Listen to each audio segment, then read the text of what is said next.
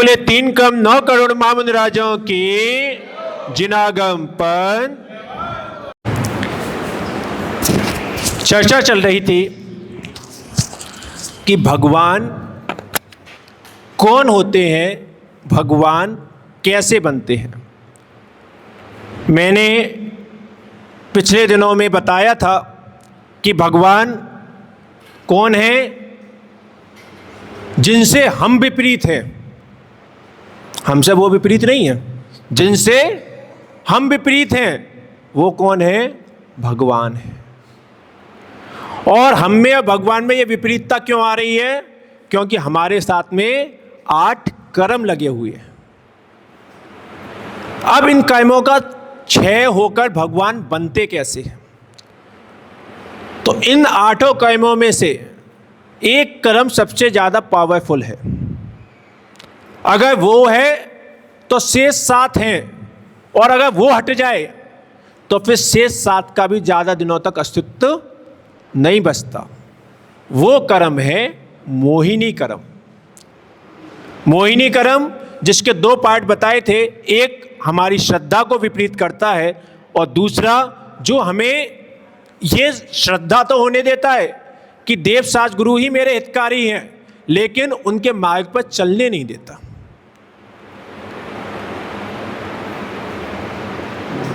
ये सबको पता है, जितने लोग बैठे हो सबको ज्ञान है कि रोजाना मंदिर आना चाहिए, नहीं आना चाहिए? आना चाहिए। रोजाना प्रभु का अभिषेक पूजन करना चाहिए, नहीं करना चाहिए? करना चाहिए। रोजाना गुरु महाराज के पास प्रवचन आदि में आना चाहिए, नहीं आना चाहिए? आना चाहिए। तुम्हारी नगरी में गुरु महाराज आए, उन्हें रोज आहार देना चाहिए, नहीं देना चाहिए? देना चाहिए। रात अभक्षों का सेवन नहीं करना चाहिए, सबको पता है। रात्रि भोजन नहीं करना चाहिए, सबको पता है। आचरण कितने कर पा रहे हैं? श्रद्धा अलग विषय है, उस रूप आचरण अलग विषय है, क्योंकि इन दोनों को रोकने वाले दो कर्म अलग अलग हैं। एक दर्शन मोहिनी कर्म है और एक चारित्र मोहिनी कर्म है। इसलिए सबसे पहले जीव अज्ञानी होता है, 8 कर्मों का उसका उदय है। लेकिन जब वो पहली बार किसी गुरु आदि के निमित्त से अपनी श्रद्धा को निर्मल करता है, तब वो क्या होता है? श्रावक बनता है, जिसको कहते हैं श्रद्धावान श्रावक। जब तक आपके अंदर वो श्रद्धा उत्पन्न नहीं हुई है, तब तक सच बात यह है कि आप गृहस्थ हो, आप श्रावक हो ही नहीं।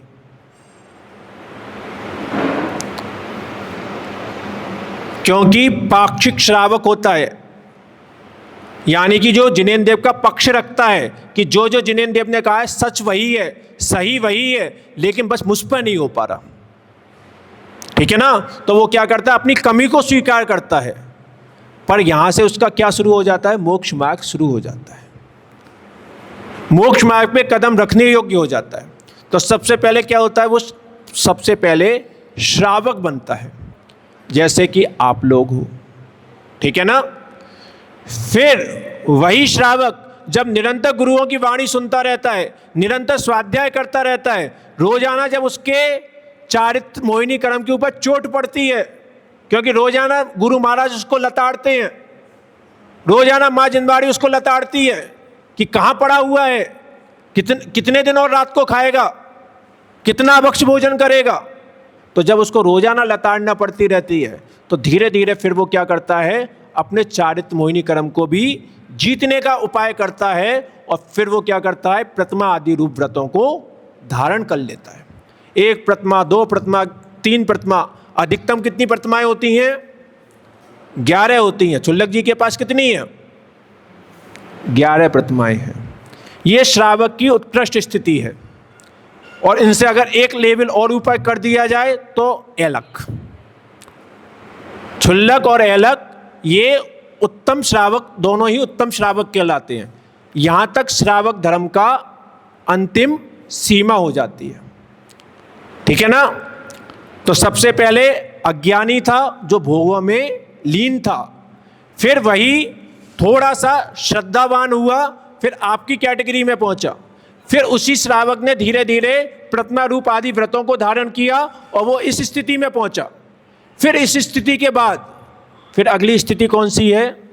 फिर ये स्थिति है, अर्थात वही क्या हो जाते हैं? फिर मुनि हो जाते हैं। मुनि होने के बाद पंचम काल में तो इतना उत्कृष्ट ध्यान नहीं होता, लेकिन जब चौथा काल होता था जिसमें उत्तम सहनन होता था शरीरों में, कि मुनिराज महीने महीने भर तक के उपवास कर रहे हैं, 6-6 महीने के लिए ध्यान में बैठे हुए हैं, जंगलों में रहते हुए तप साधना कर रहे हैं, तब ऐसे मुनिराज अपने उस ध्यान के माध्यम से क्या करते थे? अपने कर्मों का क्षय करते थे। और क्षय करते हुए, और सबसे पहले जो कर्म क्षय होता था वो होता था मोहिनी कर्म। और जैसी मोहिनी कर्म क्षय होता था, शेष 3 कर्म और क्षय हो जाते थे, ज्ञानावर्णी, दर्शनावर्णी और अंतराय। और मोहिनी कर्म तो अपने आप में क्षय हो ही गया। ये 4 जब कर्म क्षय होते थे, इनको बोलते हैं घातिया कर्म। और जैसे ये 4 कर्म क्षय होते थे, वो मुनिराज क्या बन जाते थे? अरहंत बन जाते थे। समझ में आया? अरहंत कौन होते थे? पहले वो मुनि होते थे, लेकिन जब वो अपने ध्यान करते थे तो ध्यान करने के बाद 4 कर्मों का क्षय करते थे और वो अरहंत बन जाते थे। उनके फिर क्या प्रकट होता था? अनंत चतुष्टय प्रकट होता था, यानी कि 4 अनंत रूप से प्रकट होते थे उनके गुण। ज्ञानावर्णी कर्म का क्षय करते थे, अनंत ज्ञान प्रकट होता था। दर्शनावर्णी कर्म का क्षय करते थे, अनंत दर्शन प्रकट होता था। मोहिनी कर्म का क्षय करते थे, अनंत सुख प्रकट होता था। अंतराय कर्म का क्षय करते थे, अनंत वीर प्रकट होता था। तो ये 4 गुण अनंत चतुष्टय अरहंत परमात्मा के प्रकट हो जाते हैं। फिर उनका जितना आयु कर्म शेष बचता है, उतने समय तक तो उनके जगह जगह पे क्या लगते हैं? समोषण लगते हैं, ठीक है ना। और जब उनकी आयु कर्म बहुत थोड़ा सा बचता है, तब फिर वो पुनः अपनी ध्यान की सहज ध्यान की स्थिति में पहुंच जाते हैं। और उस ध्यान की स्थिति में फिर उनके आत्मा के साथ जो 4 कर्म और लगे हुए थे, उनका भी वो क्षय कर देते हैं, यानी कि नाम कर्म, गोत्र कर्म, आयु कर्म और वेदनी कर्म। इन 4 कर्मों को और क्षय कर देते हैं और वो अनंत काल के लिए फिर क्या हो जाते हैं? सिद्ध हो जाते हैं। जैसे भगवान महावीर स्वामी के उदाहरण से समझो। महावीर स्वामी की एज कितनी थी? 72, 72 साल थी। 72 साल में पहले वो क्या थे? पहले तो गृहस्थ अवस्था में थे। वैसे गृहस्थ अवस्था में भी तुम जैसे गृहस्थ नहीं थे, बहुत उत्तम थे गृहस्थों में भी, लेकिन 30 साल तक तो वो क्या रहे? श्रावक की तरह रहे। 30 साल की एज में उन्होंने क्या किया? मुनि दीक्षा धारण करी, मुनि हो गए। मुनि होने के बाद उन्होंने 12 वर्षों तक क्या किया? तप साधना करी। कितनी एज हो गई उनकी? 42, 42 वर्ष। फिर उनको क्या हो गया? केवल ज्ञान हो गया। केवल ज्ञान होने के बाद एज कितनी है? 72 साल। अभी हुई कितनी है? 42। बचे कितने? 30 साल। तो 30 साल तक उनका क्या हुआ? जगह जगह पे समोषण लगे। और जब उनकी आयु 30 साल वो पूरी हो गई, इसी तरह समोषण लगते लगते फिर जब आयु कर्म के बाद 2-3 दिन शेष बचे, जो कौन सा दिन आ गया? धनतेरस का दिन आ गया। फिर उनका क्या हुआ? जो समोषण जगह जगह लग रहे थे, वो सहज ही फिर विघटित हो गए और वो अपने ध्यान की अवस्था को प्राप्त हो गए। और ध्यान की अवस्था को प्राप्त होने के बाद उन्होंने अपने 4 कर्मों का क्षय और किया और दिवाली के दिन सुबह ही ब्रह्म मुहूर्त में ही उनका क्या हो गया? 4 कर्मों का क्षय हो गया और निर्वाण की प्राप्ति हो गई। और वो अब कहाँ पे हैं? अब वो सिद्ध शिला में कोई सिद्ध नहीं रहते। सिद्ध शिला तुम जिसको बोलते हो, उसमें एक भी सिद्ध नहीं होते। सिद्ध शिला के ऊपर बहुत ऊपर जाने के बाद बात वलय हैं, और अंतिम बात वलय में सारे के सारे सिद्ध रहते हैं। क्योंकि इस आत्मा का स्वभाव कैसा है? ऊर्ध्वगमन है, तो ये बिल्कुल सीधा जाता है। और सीधा जहाँ से निर्वाण होता है बिल्कुल तीर की तरह बिल्कुल आत्मा सीधा जाता है, और फिर जहाँ पर धर्मास्तिकाय द्रव्य अर्थात जहाँ पर लोक का अंत होता है वहाँ पर उनके आत्मा के जो सिर के प्रदेश होते हैं वो वहाँ पर रुक जाते, वहाँ से टकराते हैं और फिर वहीं के वहीं वो स्थित हो जाते हैं। अब अनंत काल तक वो वहीं पर स्थित बने रहेंगे, अब वो कभी भी वहाँ से लौट कर नहीं आएंगे। ठीक है ना? तो ऐसे भगवान होते हैं।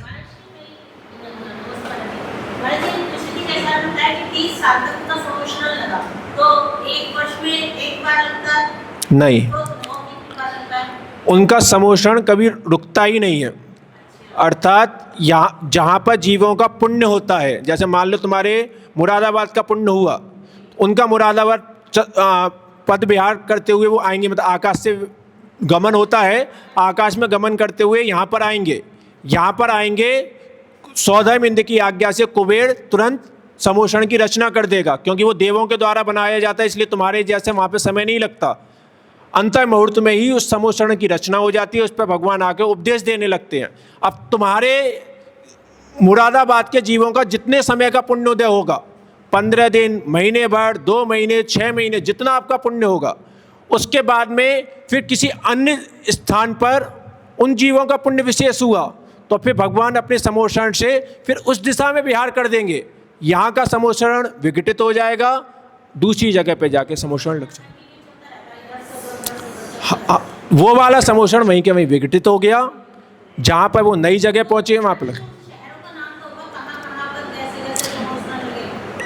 पूर्ण रूप से पूरे समोषणों का नाम, शहरों का नाम नहीं आता। और जिनका नाम आता भी है, सच बात ये है कि तब से लेके अभी की भौगोलिक स्थितियां भी बहुत चेंज हो गई हैं। समझे ना? आजकल उतने बड़े शहर बचे ही नहीं हैं। भगवान आदिनाथ का समोषण 12 योजन का था, अर्थात 144 किलोमीटर का था। अब तुम उसको जिस भी शहर के सेंटर में रख दो, पता चलेगा 2-4 शहर तो वैसे उसमें कवर अप हो जाएंगे। तो भौगोलिक स्थितियाँ बहुत चेंज हो गई हैं, क्योंकि ये पंचम काल है, अक्षयपणी काल चल रहा है, इसलिए यहाँ पर क्या हो रहा है, धीरे धीरे हर चीज़ का ह्रास होता जा रहा है। उस समय पर बड़ी बड़ी अवगाहनाएँ होती थी और उस हिसाब से उनके समोषण।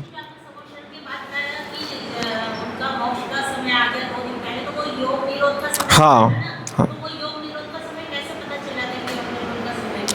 किसको पता करना है? उनको करना है कि तुम्हें करना है? हाँ, तो तुम्हें भी पता चल जाता है, क्योंकि जब भगवान की दिव्य ध्वनि खिड़ती है तो उनके केवल ज्ञान में सब कुछ आता है। अगर आप उस समय पे प्रश्न करोगे कि प्रभु आपको निर्वाण कब होगा, तो वो भी बता देंगे। और वाकई में बात तो ये है कि उनके दिव्य ध्वनि में तो सब कुछ आ चुका होता है। आपके अंदर जैसी जिज्ञासा होती है उनका उसमें समाधान होता है। तो सबको पता होता है कि प्रभु अब बस कुछ समय बाद ही योग देह धारण करेंगे और उनका दिवाली के दिन निर्वाण होगा, ये भी सबको पता है। समझे ना? इसलिए सब लोग वहाँ पे चातक पक्षी की तरफ उन्हीं को निहार रहे थे। जब आप महावीर पुराण पढ़ोगे तो उसमें आता है कि फिर सारे के सारे भव्य जीव बस उनको चातक पक्षी की तरह निहार रहे थे, क्योंकि सब जानते थे कि बस प्रभु कुछ ही समय में और यहाँ से सिद्धालय में जाकर बस जाएंगे। वो मात्र एक समय की घटना होती है, यहाँ से जाना और वहाँ पे बसना। और एक समय कितना होता है? तुम्हारी पलक झपकने में असंख्यात समय हो जाते हैं, यानी कि पलक भी नहीं झपक पाती, इतने में तो प्रभु सिद्धालय में जाके बस जाते हैं। इसलिए बिल्कुल उस समय व्यक्ति अपनी पलक झपकाने में भी सोच रहे थे कि कहीं ऐसा ना हो कि मेरी पलक झपके और प्रभु को इतने में ही निर्वाण हो जाए। ऐसा। चलिए, अपना समय पूरा हुआ। ओम ह्रीं श्री पार्श्वनाथ जिनेन्द्राय नमो नमः।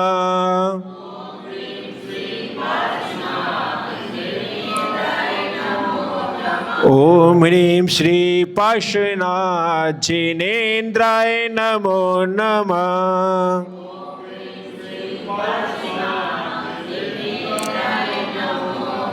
ओम ह्रीं श्री पार्श्वनाथ जिनेन्द्राय नमो नमः।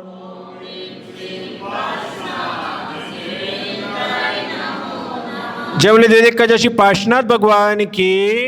वर्तमान शासन एक जैसी महावीर स्वामी की, परम पूज्य बालन संत राष्ट्र की समाचार गुरुदेव श्री विमर्श सागर जी महामुद राज की, आचार्य एक शासन नेमल सागर जी महामुद राज की, जिनागम पंथ